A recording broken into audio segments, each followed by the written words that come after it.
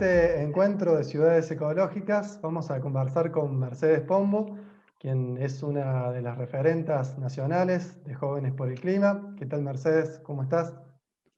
Buen día, muy bien. Me alegro. Mercedes, tengo la sensación de que con la pandemia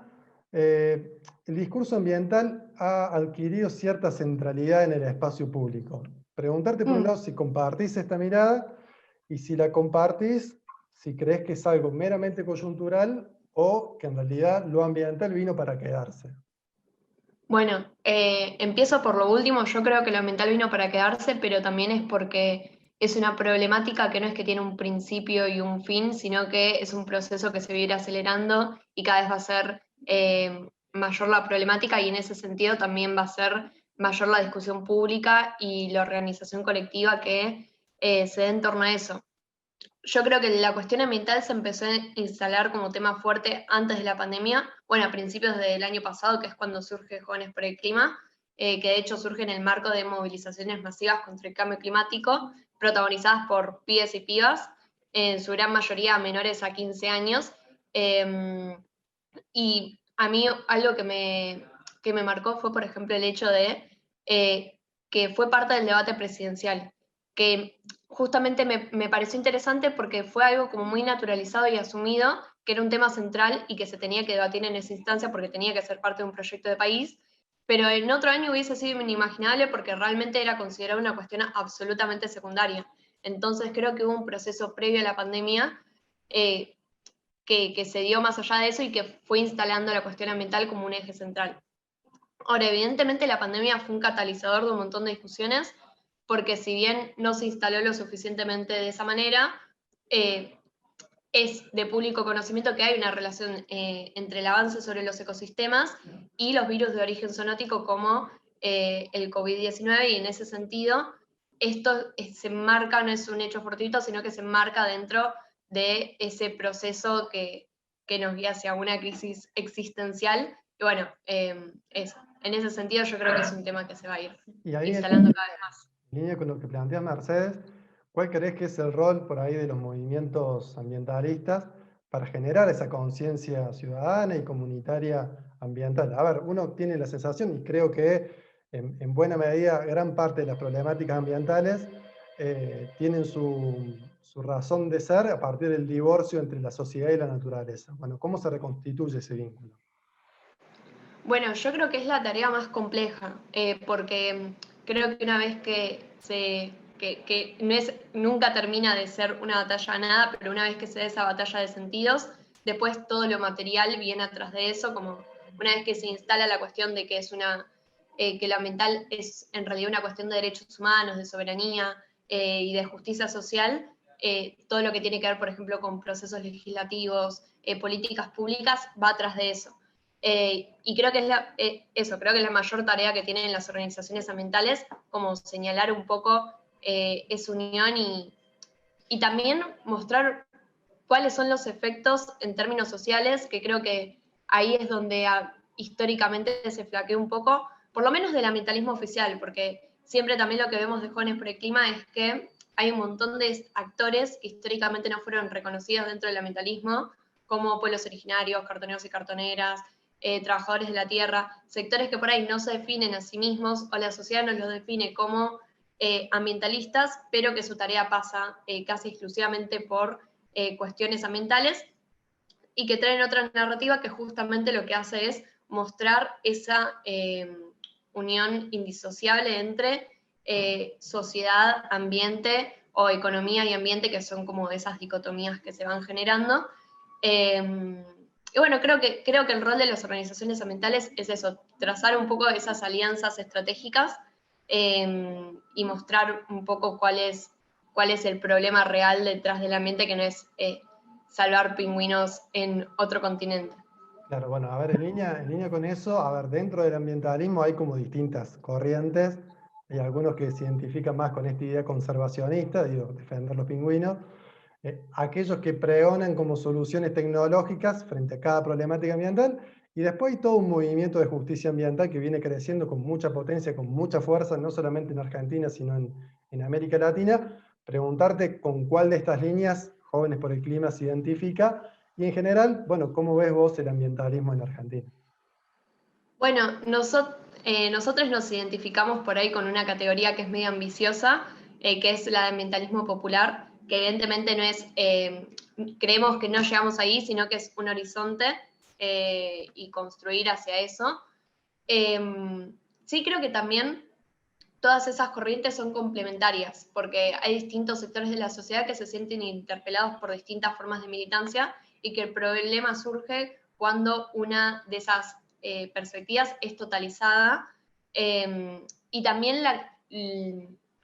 formas de militancia que más se visibilizan, por lo general, son las que son funcionales a ese modelo. Por ejemplo, bueno, yo creo que la cuestión de una militancia que pase más por lo individual y por poner el eje en las acciones puntuales de la ciudadanía más que en el problema estructural es necesaria, pero tiene que estar complementada con un movimiento que exija políticas públicas, que exija y que tenga una organización colectiva y una manera colectiva de enfrentar estas problemáticas, y que en ese sentido que se visibilice esa lógica que pone el foco en lo individual no es casual, y creo que es funcional a todo un sistema que justamente lo que tiende a hacer es eso, pregonar el individualismo en problemáticas que evidentemente no se pueden solucionar por esa vía, algo que repetimos bastante porque es un dato que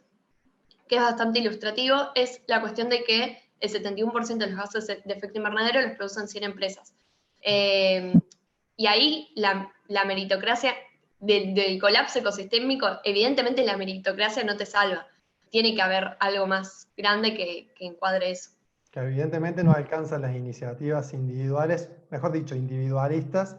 sino que es necesario adoptar una mirada sistémica donde los distintos actores y actrices, el Estado, la sociedad, las organizaciones sociales puedan repensar las lógicas productivas.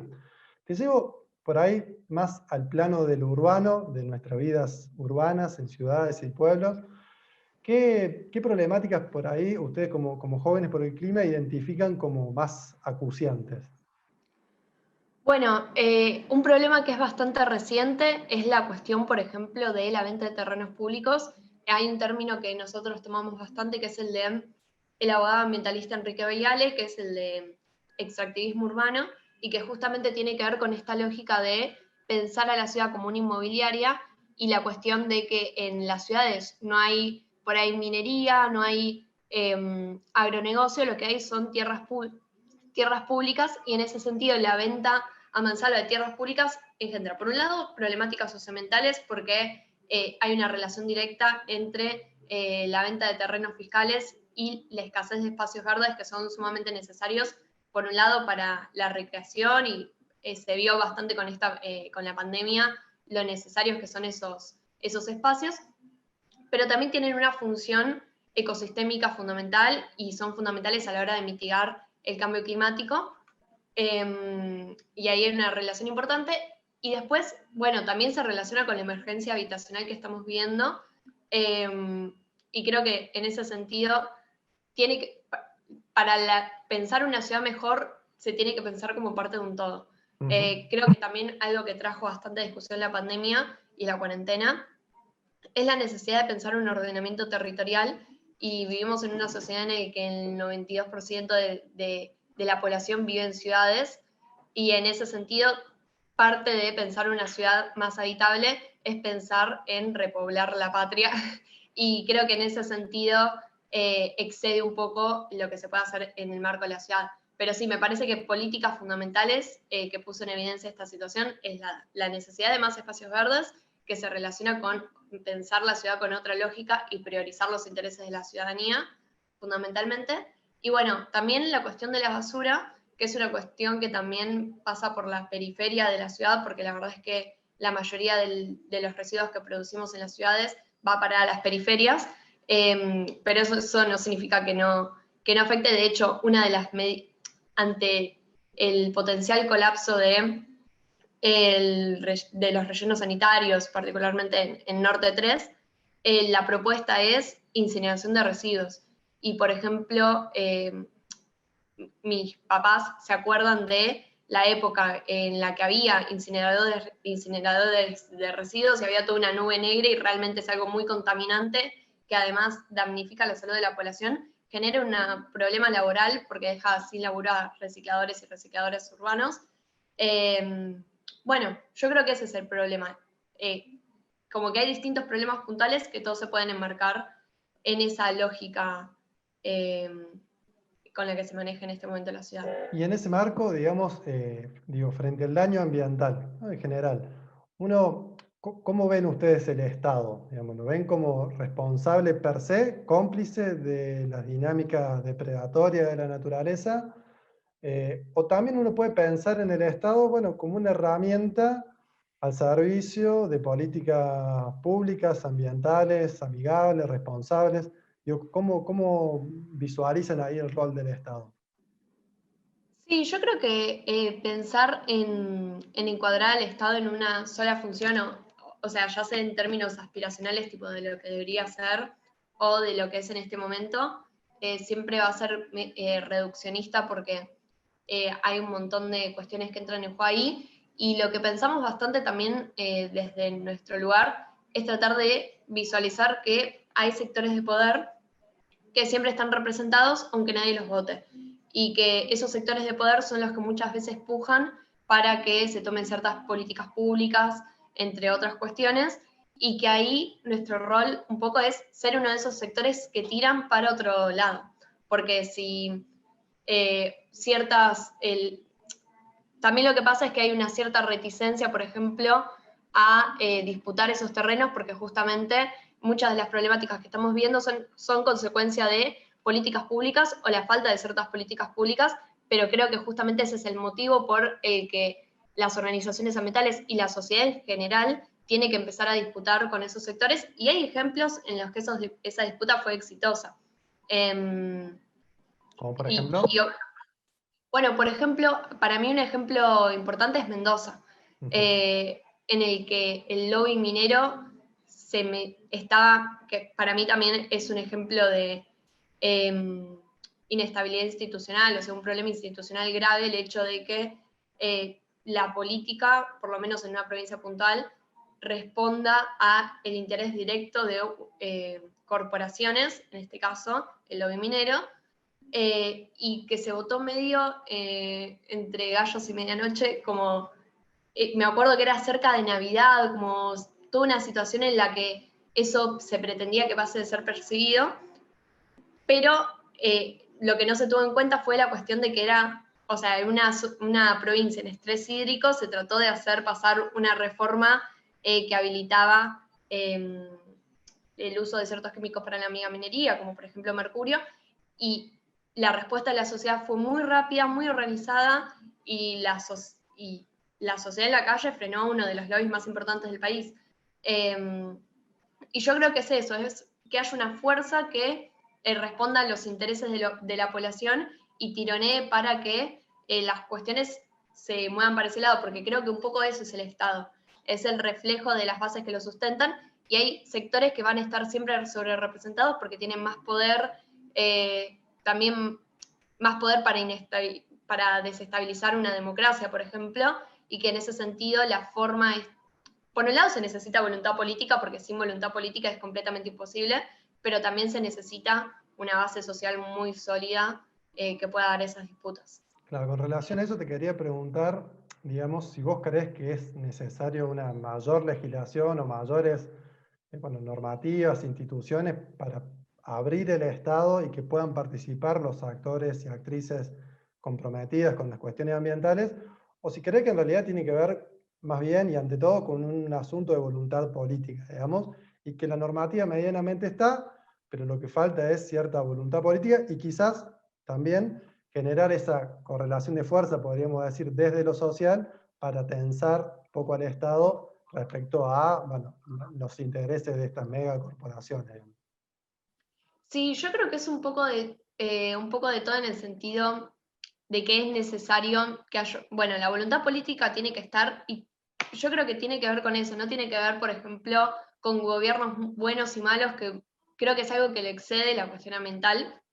y que si nos ponemos a señalar históricamente qué errores hubo en el pasado, es una tarea infinita porque nunca fue una cuestión que se considere central. Entonces, en ese sentido tiene que haber un cambio de paradigma y creo que el rol de la juventud y de los movimientos no tiene que ser un rol pasivo de señalar qué se hizo mal, sino un poco de mostrar el camino, y ahí creo que es importante esa correlación de fuerzas desde la sociedad. Pero sí, pero evidentemente también tiene que haber un proyecto de país y tiene que haber una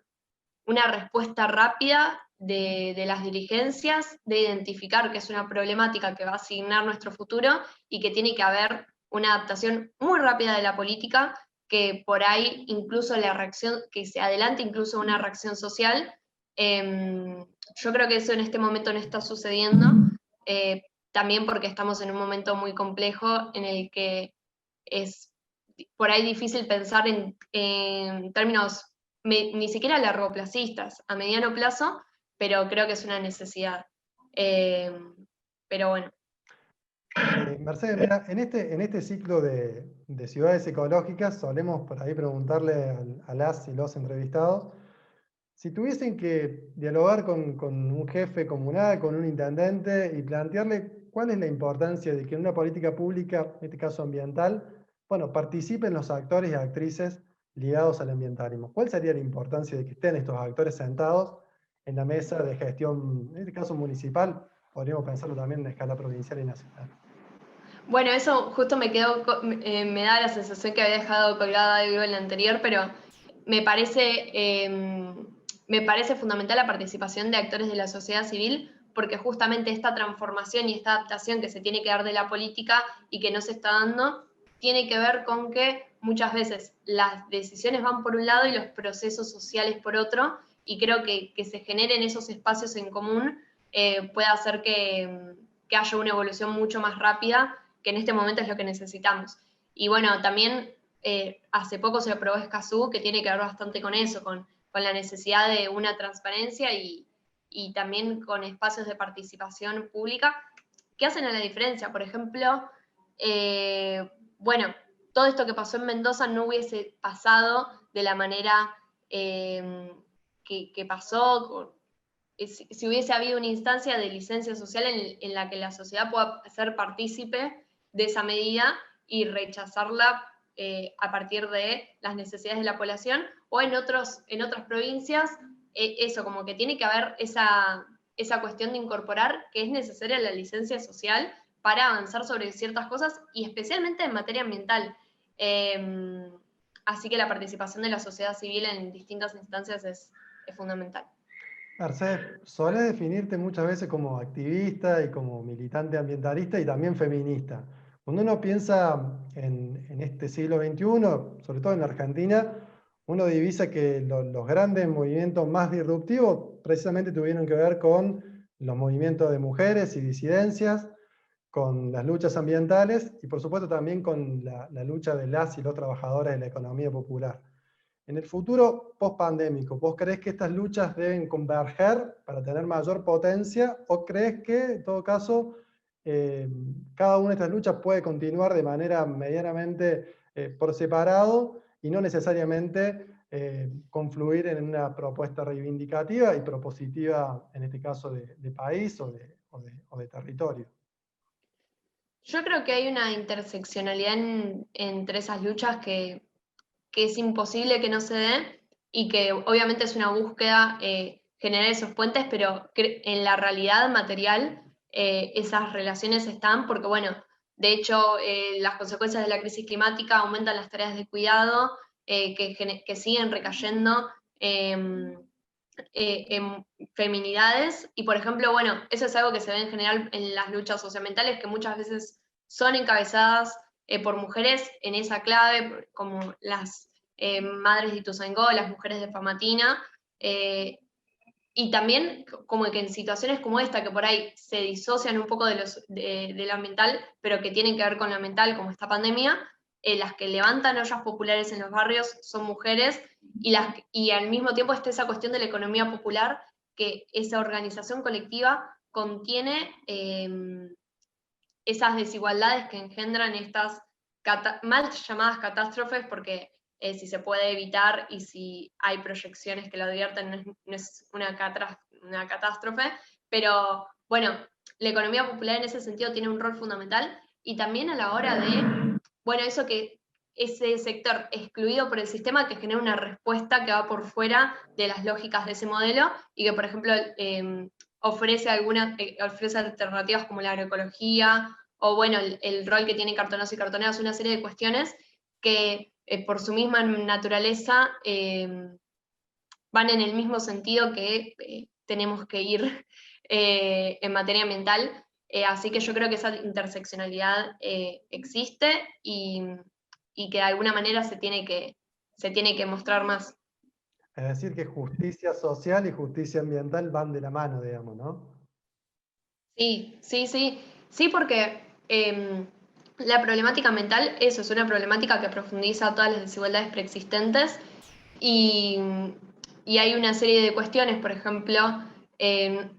la falta de soberanía alimentaria que hace que haya sectores de la sociedad en Argentina, que siempre está como esa cuestión de que somos un país agroproductivo y que podemos satisfacer a una gran cantidad de población en materia de alimentos, pero el mercado alimentario no está orientado hacia la soberanía alimentaria, sino que está orientado hacia obtener divisas, que además se concentran en pocas manos y no hay una redistribución de eso en la sociedad o tampoco se vuelca a una transición necesaria.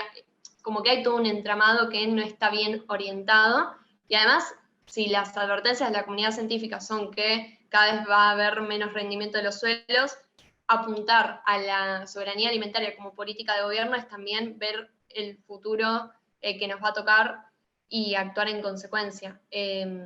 Yo creo que ahí la principal consecuencia de esta problemática va a ser más desigualdad y desigualdad cruda y además que los sectores que más contribuyeron históricamente a provocar esta crisis van a ser quienes más herramientas tengan a la hora de enfrentarlas, porque de hecho es lo que estamos viendo con esta situación. Quienes pueden quedarse en su casa para